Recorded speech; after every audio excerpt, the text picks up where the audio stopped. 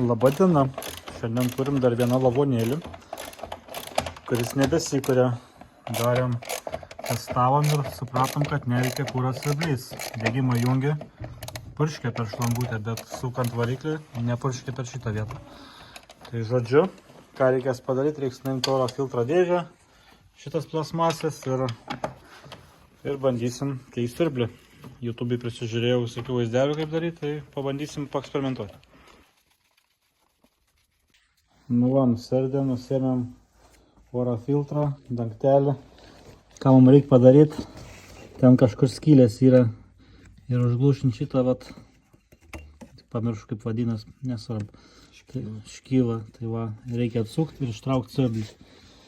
Tai žiūrėsim, kas čia mums gausis, tikiuosi gausis.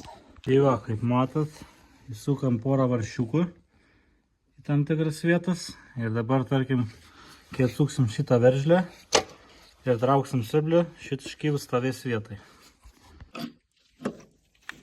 Štai ir atsukom viską, o mūsų patyręs meistras bando išlūpti.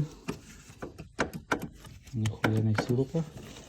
Tiek ir patyręs vadinasi. Įkišti lengviau negu ištraukti. Tai visą laiką. Kai gerai įkiši, nesinori ištraukti.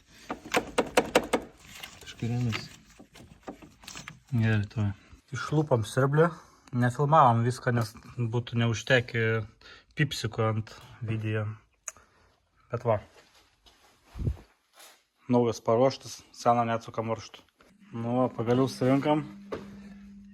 Renkam paskutinis varžtelis, nedėsim oro filtrą, bandysim be jokų, bet lemba tas triperis pasirodo ilgai stovėjo ir kumus įsikrovė, tai va. Nu, bet pasikraus akumuliatorius, pažiūrėsim, kas bus.